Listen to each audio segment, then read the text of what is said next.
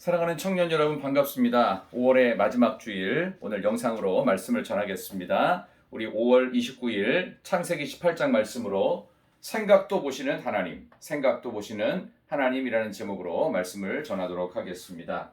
우리 지난 한 주간 여러분들 어떻게 지내셨는지요?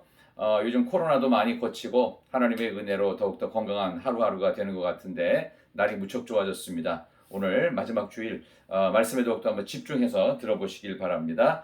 우리 지난 17장의 내용은 여러분이 아는 대로 하나님께서 다시 나타나셔서 하나님의 약속을 재확인하시고 하나님의 은혜로 뭔가 새로워진 모습을 보였죠. 하나님께서 이제 약속의 말씀, 너 할례를 주겠다, 이름을 바꾸겠다 하시고서 하나님이 올라가셨어요. 하나님이 올라가셨다가 그리고 18장에 딱 보면은 다시금 하나님께서 아브라함에게 나타나셨어요. 하나님이 아브라함에게 나타나셨습니다. 자, 요 내용을 보면서 나타나셨을 때는 뭔가 이유가 있고 목적이 있었겠죠. 그 이유와 목적이 무엇이었는지 그 첫 번째는요. 아직 불신앙 상태의 사라의 불신앙을 처리하기 위해서, 두 번째는 여러분이 잘 아는 아브라함의 조카 롯이 있어요.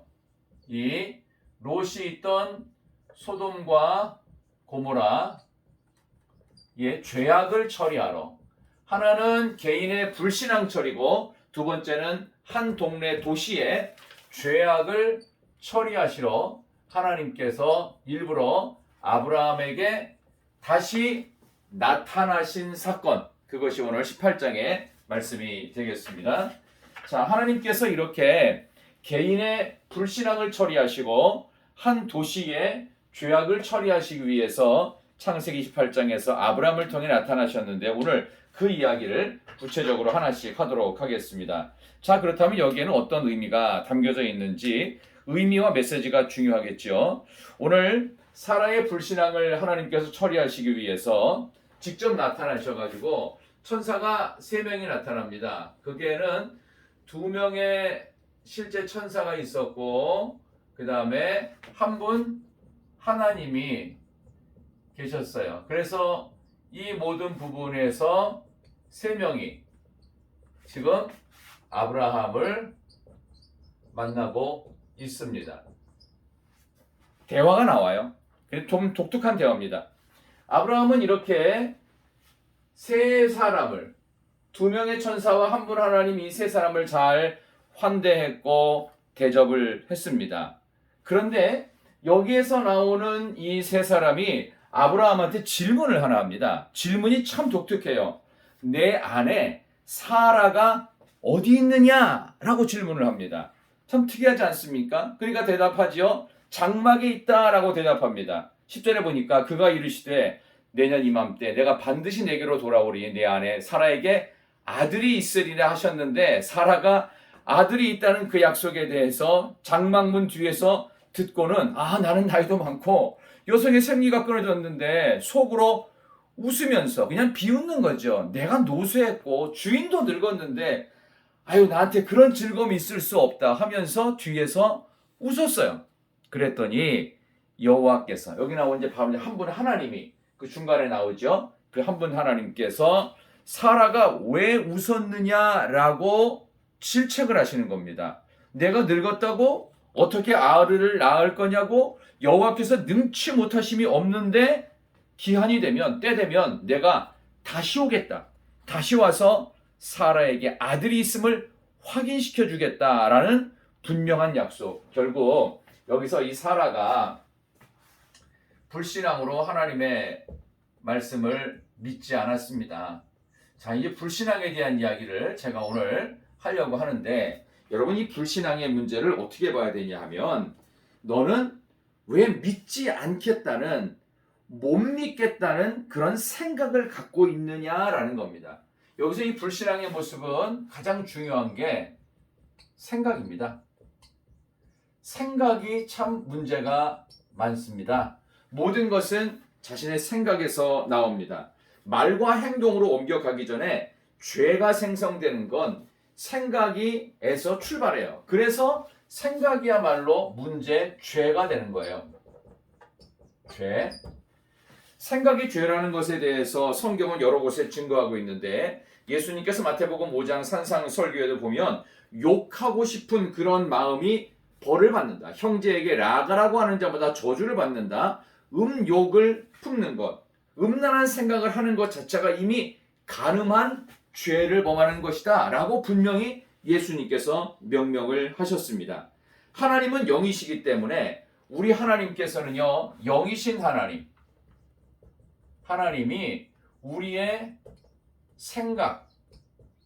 생각을 보시고 그 생각을 어떻게 해요? 보시고 생각을 들으십니다. 생각을 보시기도 하고 들으시는 영이신 하나님께서 내 생각을 죄라고 명명하시고 너 그럼 왜 불신앙의 생각을 가졌니? 라고 사라에게 질책하시는 것은 지금 우리를 향한 질책이라고 받아들여야 됩니다. 자, 그러면 이 불신앙의 생각을 치료하는 방법은 없을까요? 있습니다. 생각 치유법. 크게 두 가지로 성경을 통해 확인할 수 있는데요. 하나는 말씀 듣기. 두 번째는요, 성령 받기. 말씀 듣기와 성령 받기가 우리의 생각을 치유할 수 있어요. 생각을 통해 죄가 만들어집니다. 생각을 통해 마땅히 죄악된 부정적인 것들은 전부 다 부정적인 생각으로 죄를 짓게 돼요. 생각이 만들어낸 이 죄라고 하는 열매를 치유할 수 있는 첫 번째 방법은 말씀을 듣는 일이고 또 하나는 성령 받는 일입니다. 하나씩 말씀드릴까요? 어떤 결혼하기를 너무나도 싫어하는 한 여성도가 있었어요. 근데 이 성도가 청년이고 아직 결혼을 끝까지 안 하려고 그래요. 그래서 목사님하고 상담하다가 물어봤어요. 목사님이 너는 왜 이렇게 결혼을 안 하려고 하느냐? 라고 했더니 이 청년이 그제서야 저 목사님만 알고 계세요. 제가 사실은요 10년 전쯤에 20대 초반에 사주팔자를 봤거든요. 사주팔자를 봤는데 내가 결혼을 하면 남편이 죽을 것이고 결혼을 하면 불행한 일이 많이 생기고 너도 병 걸리고 그래서 저는 그 사주팔자를 지금 마음속에 그런 생각을 안 해야 되는데 그런 생각이 자꾸 든다는 거예요. 너무 웃기지 않습니까? 아니 이렇게 결혼에 대한 중요한 하나님이 결혼을 하라고 하셨고 그랬는데 이 부분에 대해서 말씀은 한 구절도 안 떠오르면서 어떻게 사주팔자만 떠오르는지요? 참 웃기죠? 생각을 치유하는 것은 하나님의 말씀이 기억나고 하나님의 말씀이 들려져야만 가능하다라는 것을 여러분들이 기억하시기를 바랍니다. 그 다음에 두 번째로는요, 여러분 이 말씀 듣는 일과 함께 성령 받는 일이 너무나도 중요합니다. 여러분 성령을 받는다는 것은요, 요한복음 14장 26절에 보면 하나님께서 말씀하신 모든 것을 보혜사 성령으로 생각나게 하신다라고 하셨어요. 빌립보서 4장 6절 7절에도 너희 마음과 생각을 지키시리라. 성령 받기를 기도할 때 마음과 생각도 지켜주신다고 합니다. 성령의 불을 달라고 여러분 간절히 기도해야 됩니다. 그래서 우리의 생각을 치유해야 돼요. 하나님의 말씀을 통해서 생각이 치유되어지고요. 성령을 받음을 통해서 우리의 생각이 치유되는 놀라운 역사가 있기를 바랍니다. 우리 사례가 애굽 땅에 가서 본인이 그 아브라함의 부인이 아니라 누이라고 속이라는 게 있었죠.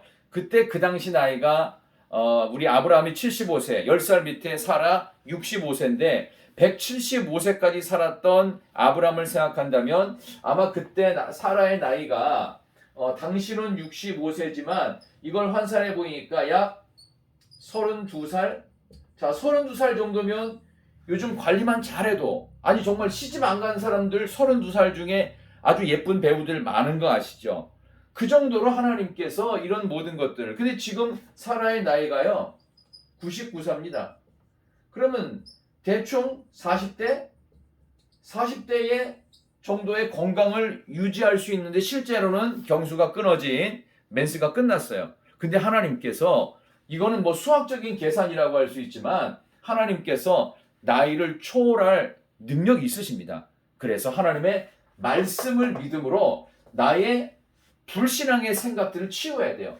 성령을 받음으로써 우리의 잘못된 죄악된 생각들을 치유해야 된다는 사실, 오늘 이 말씀 여러분들이 잘 기억하면서 말씀과 성령으로 불신의 생각을 치유하는 우리 사랑하는 청년들 되기를 진심으로 바랍니다. 자, 두 번째 메시지는요. 자, 오늘 이 사라의 불신앙을 이렇게 성령으로, 또 하나가 뭐였죠? 말씀을 들음으로 하나님께서 치유해 주시는 그 놀라움을 봤는데, 이제는 동시에 죄악을 처리하는 부분에 대해서 제가 말씀을 연이어 드릴게요. 자, 두 번째 나오는 내용은 개인의 잘못에 대해서는 하나님께서 이 부분을 어떻게 하신다고요?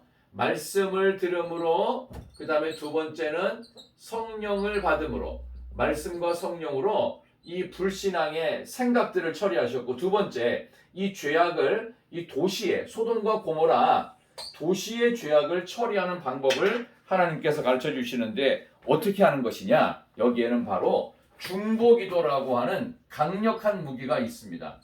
이건 누군가 다른 사람을 위한 중보기도인데요. 이 중보기도가 있기까지 오늘 성경의 말씀을 보면 16절 이후에 우리 20절, 21절 보면 여호와께서 또 이르시되 소돔과 고모라에 대한 부르짖음을 크고 그 죄악이 심히 무거우니, 그리고 21절 내가 이제 내려가서 그 모든 행한 것이 과연 내게 들린 부르짖음과 같은지 그렇지 않은지 내가 보고 알려 하노라 라고 되어 있어요. 이 죄악의 소리가, 이 죄의 소리가요 굉장히 크다고 그랬습니다. 죄의 소리가 커질 때 우리가 중보기도해야 된다는 겁니다. 죄악의 소리, 죄가 있는 곳에는 시끄럽습니다. 죄가 없을 때 차분해지고 조용해지는데, 이름에 죄가 있으면 이 소리가 얼마나 시끄럽고 소란스러운지 모릅니다. 자, 그래서 하나님께서 친구처럼 이제 두 명의 천사들을 가 보내고 혼자 남아서 아브라함하고 하나님하고 이렇게 개인적으로 친밀하게 얘기하실 때 이 소돔과 고모라의 죄에 대한 소리가 크다는 것, 그때 아브라함이 중보기도를 시작하게 됩니다. 이 유명한 아브라함이 창세기 18장에서 했던 이 중보기도의 내용을 오늘 우리가 한번 살펴보도록 하겠습니다. 여러분이 잘 아는 대로입니다. 하나님, 그러면 50명이면 멸망시키시겠어요? 아니, 제가 보기에는요 45명? 아니 40명 안 될까요? 30명은 안 될까요? 20명 안 될까요? 아니 10명이라도 의인이 있으면 하나님 멸망시키지 말아주세요 라고 중보기도를 해요. 근데 이 아브라함의 중보기도가 갖고 있는 아주 묘한 특징이 있습니다. 뭐가 있냐면요, 제가 오늘 성경에서 한번 읽어드릴 텐데 25절 보세요. 25절 주께서 이같이 하사 의인을 악인과 함께 죽이심은 부당하오며 의인과 악인을 같이 하심도 부당하니이다. 세상을 심판하시는 이가 정의를 행할 것이 아니니까 라고 하면서 부당하다, 불공정하다라고 하면서 이거를 뭘로 들이대냐면 기도를 하는데, 여기에 대해서 공의에 호소를 하고 있어요.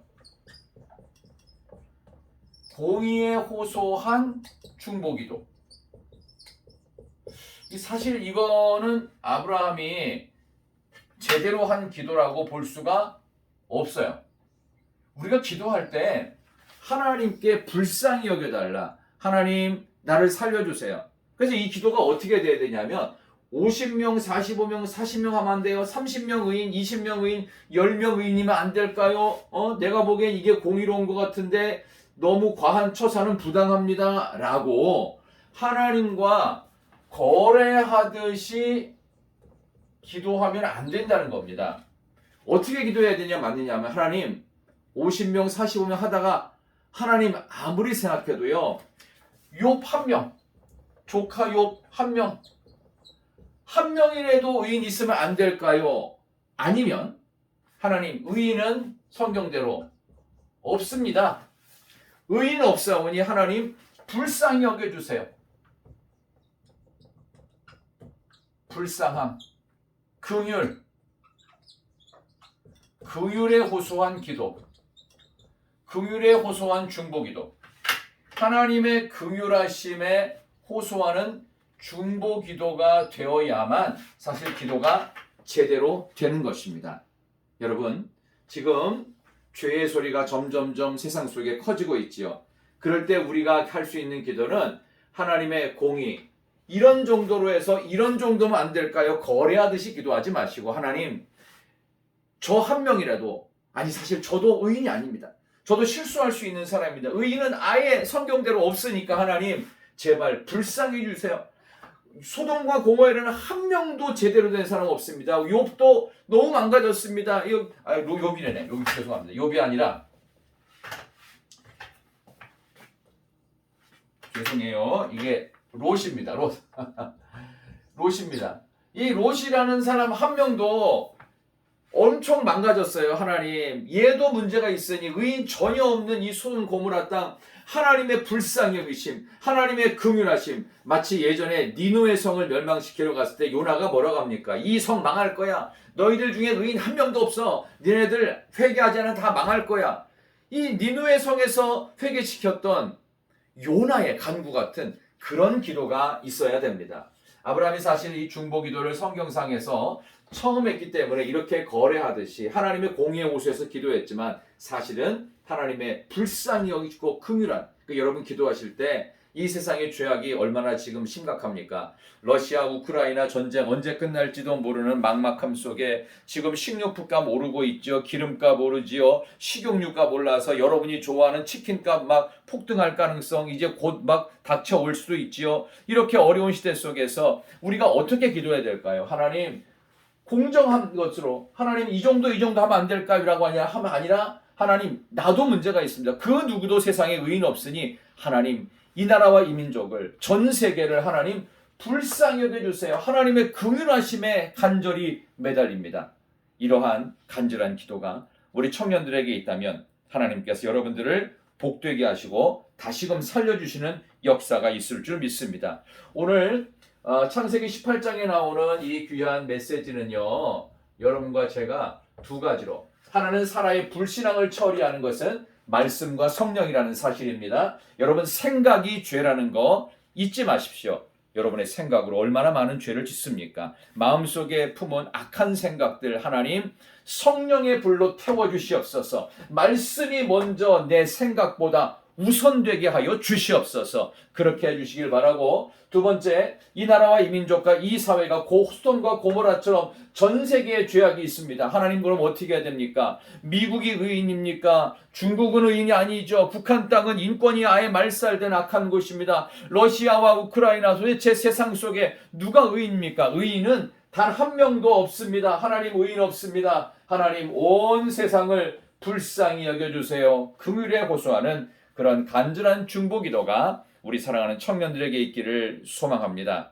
여러분, 아무쪼록 간절히 기대합니다. 여러분, 이번에 제8회 전국 동시 지방선거 있는데 여러분, 하나님께서 기뻐하시는 일꾼을 뽑아달라고 기도하세요. 이전과는 다른 새로운 5년이 윤석열 정부로 시작이 됐죠. 추구했던 우리 문재인 정부 이후에 새로운 모습으로 나라가 이제는 발전해야 되죠. 좋은 사람 뽑을 수 있도록 기도하시고, 이렇게 소돔과 고모라 같은 나라가 아니라 하나님 앞에 긍휼함으로 매달리는 그러한 대한민국을 위해서, 그러한 여러분의 대학과 그러한 직장을 위해서 기도하시고, 여러분 개인이 갖고 있는 불신앙의 문제는요, 분명히 생각 때문에 불신앙이 생겨요. 누구를 미워하고 하자는 어떤 마음들, 그리고 누구에 대해서 믿지 못하는 그런 생각들, 생각이 죄니까 그런 부정적이고 사탄이 주는 생각을 뭘로 이깁니까? 하나님의 말씀으로, 성령의 불로 새로워지는 그런 청년들 되시기를 진심으로 축원합니다.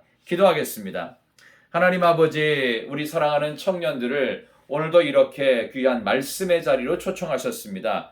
창세기 18장에 있는 이 귀한 말씀을 통해서 우리 청년들 한 명 한 명이 오늘 이 귀한 말씀인 창세기 18장의 내용으로 새로워지게 하시고, 특별히 생각으로 인하여 죄 짓는 일들이 개인적으로 많습니다. 생각으로 인하여 우리가 불신을 갖고, 생각으로 인하여 누구를 미워하고, 생각으로 인하여 죄 지을 때가 많은데, 이 생각을 주님의 말씀으로, 이 생각을 성령의 불로 태워 주시어서 가장 복된 사람을 살리는 생각을 하고 많은 사람을 사랑할 생각을 하는 청년들이 되게 하시며, 그리고 이 나라와 민족 소돔과 고모라와 같이 결코 망하거나 타락하지 아니하도록 중보기도 하며 하나님 불쌍히 여기주세요. 우리 중에 그 누구 단 한 명이라도 하나님의 불쌍히 여기심과 하나님의 긍휼하심을 기대하는 그러한 일꾼들이 6월 1일에 뽑혀질 수 있도록 우리 청년들 신성한 한 표를 행사하며 이 나라와 이 민족을 살려내는 모든 청년들 되게 하여 주시기를 예수님의 이름으로 간절히 기도드리옵나이다. 아멘. 사랑하는 청년 여러분, 오늘 창세기 18장 우리의 생각도 보시는 하나님, 생각도 살피시는 하나님, 그 하나님 앞에 여러분들이 겸허하게 나서셔서 개인의 불신앙이든 아니면 전 세계가 갖고 있는 죄악의 문제든 하나님께서 해결해 주세요. 하나님의 긍휼하심에 맡기는 그런 한 주간 되시고 이번 한 주간도 승리하시고 또 6월에 새로운 모습으로 만나기를 원합니다. 사랑합니다. 축복합니다.